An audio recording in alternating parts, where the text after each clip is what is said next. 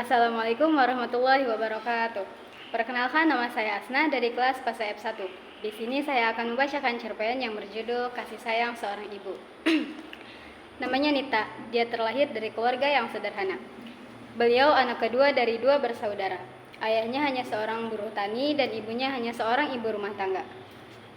Walau hanya lahir dari keluarga yang sederhana, tetapi dia sama sekali tidak kekurangan kasih sayang, terutama dari seorang ibu.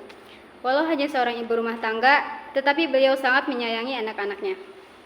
Selalu memberikan kasih sayang dan perhatian yang lebih kepada anaknya. Walau uang yang didapat tidak seberapa dan hanya cukup untuk makan sehari-hari, tetapi ayah dan ibunya bekerja lebih keras dan bertekad untuk membahagiakan dan membiayai anak-anak sekolahnya. Dia penyemangatku. Dia perempuan yang telah melahirkanku dan merawatku hingga aku seperti sekarang. Ternyata dialah ibu yang selalu menemaniku dalam suka maupun duka. Hatinya lembut selembut sutra. Pagi-pagi sekali, ibu membangunkanku.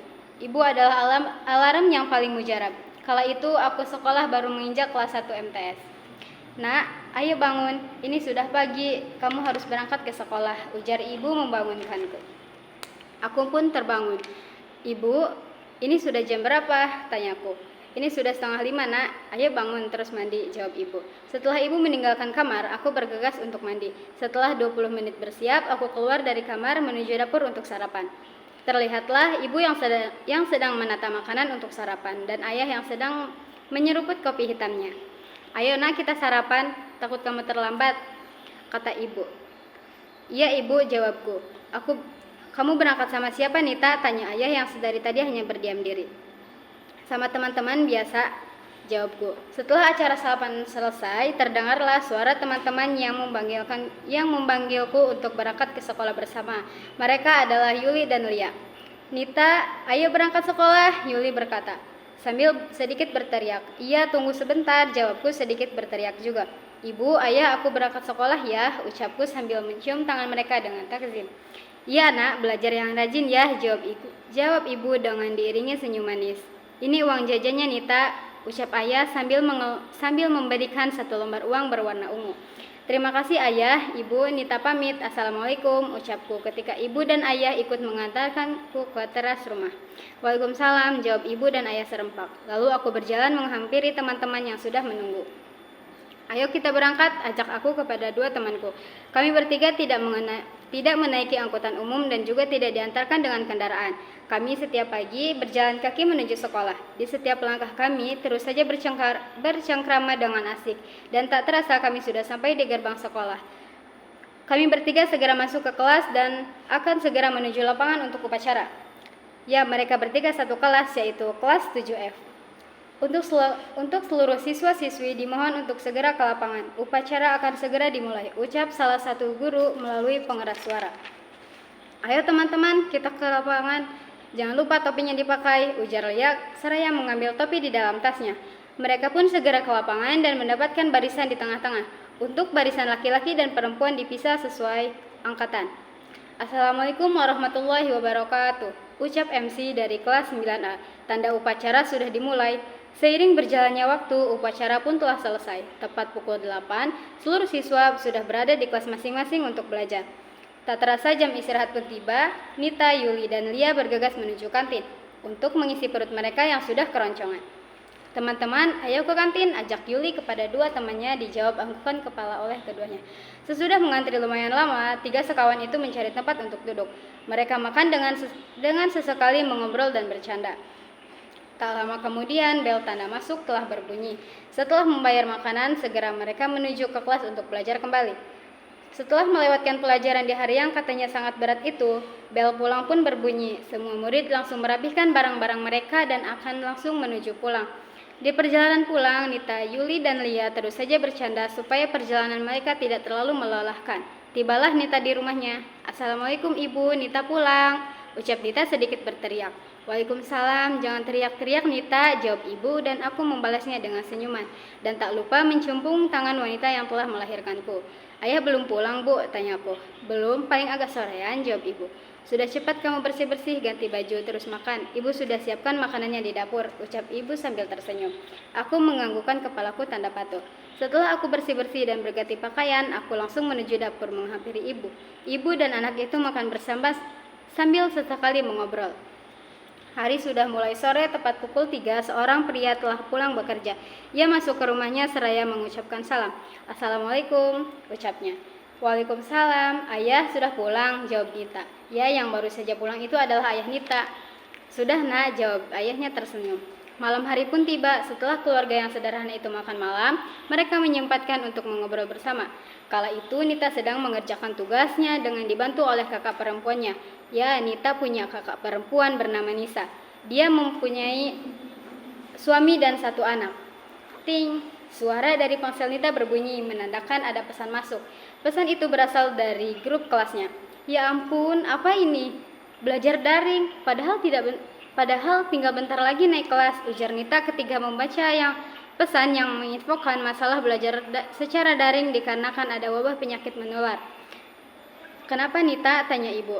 Ini ibu, sekolahnya daring gara-gara ada COVID, jawab Nita. Maksudnya belajar dari rumah? Tanya ayah. Iya ayah, jawab Nita. Hari mulai malam, semua penghuni rumah pun segera tidur untuk beristirahat. Pagi harinya, setelah sarapan, Nita mengerjakan tugas yang sudah diberikan guru mapel. Kala itu Nita belajar bersama-sama dengan Yuli dan Lia. Aduh, pusing banget deh belajar kayak gini, ujar Lia. Iya, gak bisa nanya langsung ke gurunya, timpal Yuli. Udah teman-teman, kita kerjain bareng-bareng aja ya, biar bisa diskusi, kata Nita memberi saran. Ayo, jawab mereka dan Lia serempak. Setelah melalui berbagai tugas melalui daring berminggu-minggu, tibalah pembagian rapot siswa. Siswa diperkenankan untuk ke sekolah mengambil rapot dengan catatan memakai masker. Pembagian rapot itu menandakan kalau mereka menaiki kelas 8 MTS. Dan ya, di kelas 8 itu, mereka masih belajar melalui daring, dan itu sangat membuat Nita, Yuli, dan Lia kesal. Setelah melewati berbagai rintangan dan kesusahan dalam mengerjakan tugas-tugasnya, mereka mampu melewati fase-fase sulit ini. Mereka naik kelas dengan nilai yang lumayan tinggi, dan ya, mereka sekarang sudah memasuki kelas 3 MTS. Tak terasa memang karena belajar yang kurang maksimal.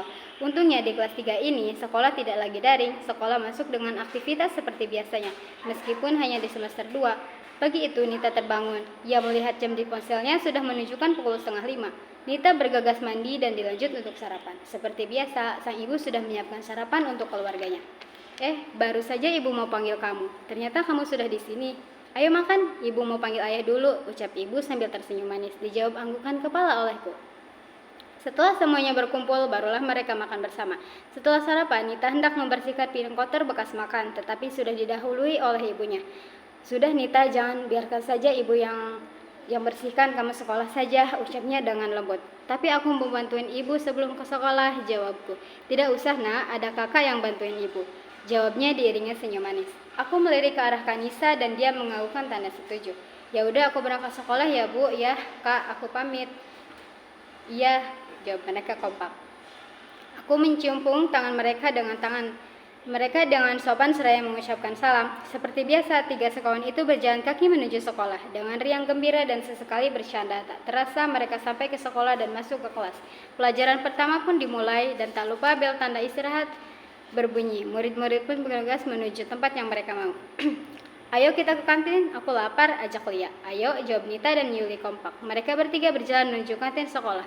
Saat tiba di kantin, mereka mendengar murid-murid yang sedang membahas mengenai studi tour. Aku pun bergerak untuk menanyakan perihal studi tour tersebut. Maaf, aku dengar kalian sedang membahas studi tour. Apa benar? Tanyaku kepada siswi tersebut.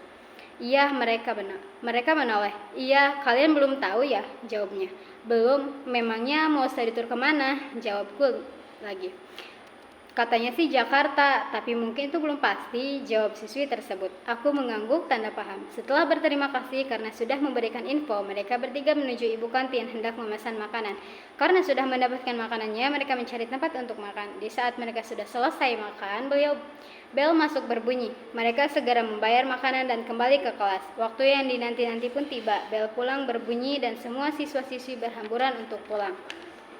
Nita, Yuli, dan Lia pun sudah pulang. Seperti biasa, mereka berjalan kaki setiap harinya.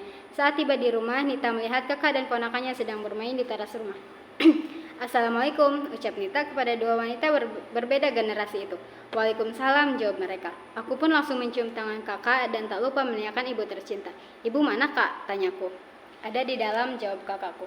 Malam harinya setelah makan malam, aku berbicara kepada kedua orang tuaku. Berbicara mengenai study tour yang akan dilaksanakan 1 bulan lagi. Karena tadi sebelum pulang, wali kelas telah memberikan surat kepada seluruh muridnya. Ibu, ayah, ini ada surat dari sekolah, ucapku memulai pembicaraan. Surat apa Nita? Jawab ayah. Untuk study tour ke Jakarta, jawabku. Diraihnya kertas tersebut dan tak lama aku melihat raut wajah ayah dan ibu yang menandakan kebingungan. Gak apa-apa kok ayah, ibu, kalau Nita gak ikut, ucapku membuat ayah, ibu sekaligus kakakku melirik ke arahku. Kamu boleh ikut Nita, nanti ayah carikan uangnya, jawab ayah sambil tersenyum. Iya nak, kamu tenang saja, selagi ibu bisa, kamu boleh ikut, jawab ibu. Ibu akan berusaha mencari uang untuk kamu daftar study tour, lanjut ibu. Ayah, ibuku mengangguk sebaya tersenyum. Aku pun berterima kasih kepada mereka dan langsung memeluknya. Hari sudah larut malam, mereka pun segera memasuki kamar untuk tidur. Hari-hari pun terus berlalu dan saat inilah mereka akan mengikuti study tour ke Jakarta dengan destinasi tujuan yaitu Ragunan dan Kota Tua. Ibu dan ayah Nita sudah membayar untuk pendaftaran study tour tersebut dengan harga 150.000. Dengan susah payah kedua orang tua Nita membayar itu semua demi kebahagiaan anaknya. Saat pagi tiba, Nita diantarkan ayahnya ke sekolah. Tepat pukul 7, bis yang akan membawa murid-murid akan berangkat. Ibu, Nita jalan sekarang ya, pamit Nita kepada ibunya. Iya nak, kamu hati-hati di kota orang, jangan sembarangan, jaga diri kamu baik-baik ya, pesan ibu Nita. Iya ibu jangan khawatir ya, ujarku mengingatkan sambil tersenyum. Assalamualaikum, sambungku. Waalaikumsalam, jawab ibu dan kakaknya. Nita pun berangkat dengan diantarkan oleh ayahnya naik motor. Saat tiba di sekolah, sudah banyak murid-murid yang datang. Nita pun bergabung dengan teman sekelasnya. Ya, aku samperin teman-teman ya, ucap Nita. Iya nak, apa perlu ayah tungguin kamu sampai berangkat? Tanya ayah Nita. Tidak perlu ayah pulang saja, jawab Nita. Dijawab anggukan oleh ayahnya. Setelah aku mengucapkan salam dan ayahnya pulang, Nita mendekati teman-temannya. Pukul 7 bis sudah berangkat. Nita, Yuli, dan Liat duduk bertiga. Sepanjang jalan mereka terus saja mengobrol dan bercanda. Setelah sekian lama di perjalanan, rombongan pun telah sampai di Ragunan tepat pukul 12. Mereka makan siang terlebih dahulu dan dilanjut dengan sholat zuhur. Setelah sholat mereka dibebaskan berkeliling oleh guru. Teman-teman, lihat burung untanya besar sekali, ujar Lia. Iya besar sekali, beruntung banget kita bisa ikut ke sini, bisa melihat binatang dengan jelas, jawab Yuli. Nita hanya tersenyum haru karena ibu dan ayahnya yang rela bekerja keras demi mewujudkan Nita ikut study tour. Setelah puas berkeliling, mereka semua melanjutkan perjalanannya ke destinasi selanjutnya, yaitu Kota Tua. Setelah lama di perjalanan, mereka telah sampai di Kota Tua tepat pukul 3. Mereka semua ditunjukkan untuk sholat terlebih dahulu. Selesai sholat, mereka berkeliling Kota Tua dengan sesekali memberi jajanan yang berjejer di pinggir jalan. Tak lupa mereka mengabadikan momen langka itu. Teman-teman, ayo kita berfoto, ajak Yuli. Ayo, jawab Nita dan Lia kompak. Wah, indah banget gak sih di sini? Tanya Nita. Iya, apalagi malam begini, sambung Yuli. Hari pun sudah larut malam, mereka kembali ke bis masing-masing dan lanjut untuk pulang. Tepat pukul 2 pagi, mereka sampai di sekolah. Sudah banyak orang tua yang hendak menjemput anak-anaknya. Nita mengedarkan penglihatannya mencari sang ayah. Tak lama, Nita pun menemukan keberadaan ayahnya. Yuli, Lia, aku pulang duluan ya. Ayahku sudah menunggu, ucap Nita. Ya Nita, jawab Yuli dan Lia kompak. Nita pun menghampiri ayahnya. Setelah mengucapkan salam dan mencium punggung tangannya, anak dan ayah itu pulang ke rumah. Assalamualaikum ibu, Nita pulang, ujar Nita. Waalaikumsalam, alhamdulillah anak ibu sudah pulang. Nah, kamu langsung istirahat saja ya, ujar ibunya. Dijawab anggukan oleh Nita dan langsung pergi ke kamarnya untuk istirahat. Ibu Nita melihat Nita sangat bahagia setelah mengikuti study tour tersebut. Ada kebahagiaan tersendiri yang dirasakan oleh ibunya. Tak apa kalau ia rela bekerja keras untuk mencari uang, toh itu untuk anaknya. Kebahagiaan Nita lebih utama walaupun membuat ibunya sedikit capek. Terima kasih. Wassalamualaikum warahmatullahi wabarakatuh.